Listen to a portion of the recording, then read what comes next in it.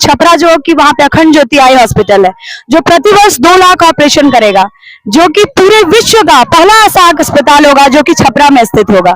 उसी के जो उद्घाटन है जो कि 31 से 3 नवंबर के बीच है, उसी में विराट गायत्री महायज्ञ हम लोग अभी यहाँ शक्तिपीठ गायत्री शक्तिपीठ मस्तीचक से आए हैं, जहाँ पे एक बहुत ही बड़ा हॉस्पिटल का भी उद्घाटन होने जा रहा है, जो कि विश्व स्तरीय पे इतना बड़ा जो अभी हमारा जो हॉस्पिटल है, अभी ऐसा हॉस्पिटल मस्तीचक सारण बिहार में 251 कुंडीय विराट गायत्री महायज्ञ हो रहा है। उसके निमित्त ये शांति कुंज हरिद्वार से शक्ति कलश रथ पूजन करके श्रद्धा जी के द्वारा परम पूज्य गुरुदेव पंडित श्री राम शर्मा आचार्य जी, जो अखिल विश्व गायत्री परिवार के संस्थापक संरक्षक करता है, तो उनकी जो बेटी हैं अभी, जो अखिल विश्व गायत्री परिवार की प्रमुख हैं, और उनके पति श्रद्धेय डॉक्टर प्रणव पांड्या जी, तो उनके द्वारा ये यज्ञ का कलश पूजन करके गांव-गांव बिहार के विभिन्न जिलों में घुमाया जा रहा है, भ्रमण कराया जा रहा है, इस कलश का पूजन कराया जा रहा है, ताकि लोगों को अधिक से अधिक इसके बारे में, इस यज्ञ के बारे में, 251 कुंडीय जो यज्ञ हो रहा है उसके बारे में इसको समझाया जाए, लोगों के इसके बारे में बताया जाए।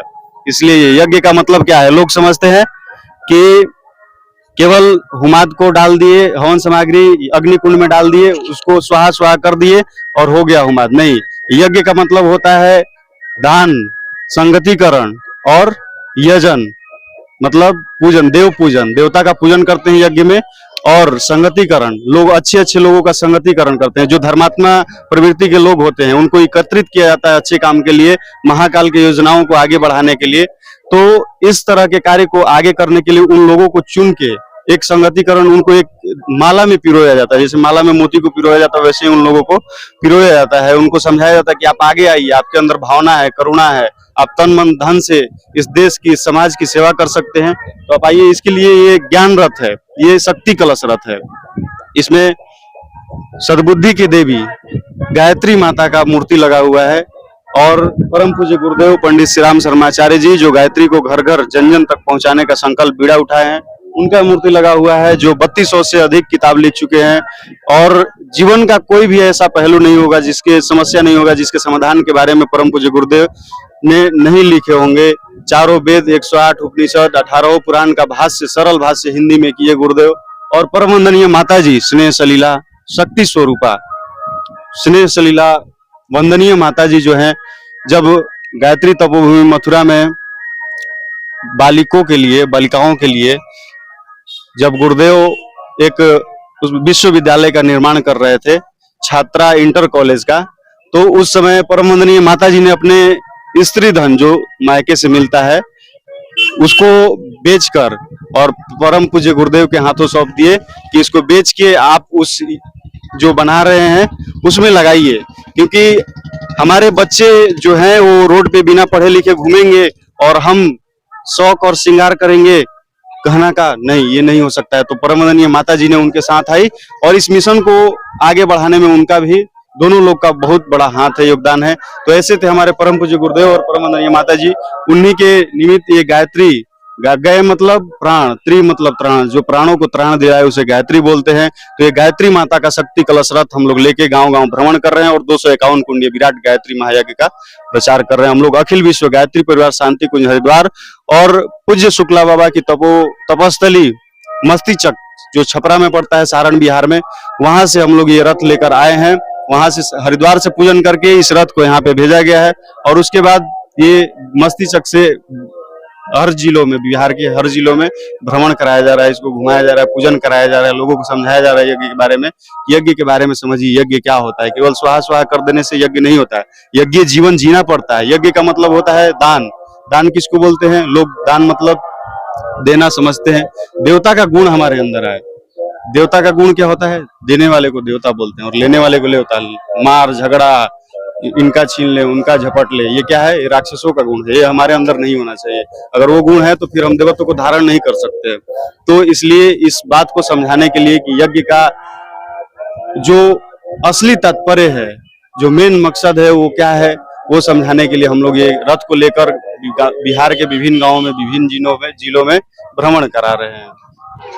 हम लोग अभी यहाँ शक्तिपीठ गायत्री शक्तिपीठ मस्तीचक से आए हैं, जहाँ पे एक बहुत ही बड़ा हॉस्पिटल का भी उद्घाटन होने जा रहा है, जो कि विश्व स्तरीय पे इतना बड़ा जो अभी हमारा जो हॉस्पिटल है, अभी ऐसा हॉस्पिटल आपको कहीं देखने को नहीं मिलेगा, जहाँ पे साल का अभी 1 लाख सर्जरी होता है, जिसमें 80,000 सर्जरी फ्री होता है। और अभी जो ये अस्पताल का निर्माण होने जा रहा है, इससे 2 लाख सर्जरी हम लोग हर साल कर पाएंगे। और हम लोग बिहार का हमारा लक्ष्य है कि हम बिहार से अंधापन को दूर कर सके। उसी के उपलक्ष्य में ये एक बड़ा अश्वमेध यज्ञ रखा गया है। इस अश्वमेध यज्ञ में हम चाहते हैं कि सभी लोग आए और इस पुण्य के भागीदारी बने। तो है यही गांव के दामोदरपुर गांव के नातिन है और बहरनपुर में भी मेरा रिलेशन पड़ता है।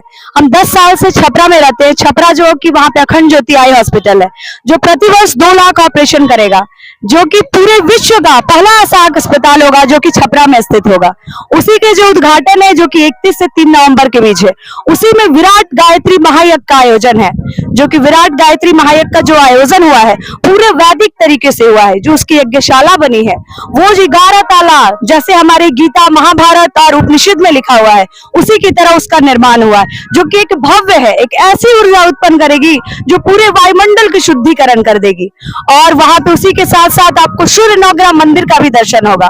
जो सूर्य नवग्रह मंदिर है वो संगमरमर के पत्थर से वैदिक तरीकों से बना हुआ है, जहां पे आपके ग्रहों के रोगों का निवारण होगा। उसी के साथ साथ हम आपको यही बताना चाहते हैं कि वहां पे 400 से भी अधिक लड़कियां पढ़ती है। अगर आपके एरिया में, जैसे कि हम भी इस एरिया में रहते थे, पता नहीं कि 10 के बाद क्या होगा, हम कहाँ जाएंगे, क्या पढ़ेंगे, लेकिन 10 के बाद मेरे को वो रास्ता मिला छपरा अखंड ज्योति आई हॉस्पिटल में। वहां पे मुफ्त में पढ़ाई होती है। अगर कोई भी लड़की पढ़ना चाहती है 10 पास करने के बाद, उनका 1 रुपया भी नहीं लगेगा और वो वहां पे पढ़ सकती है।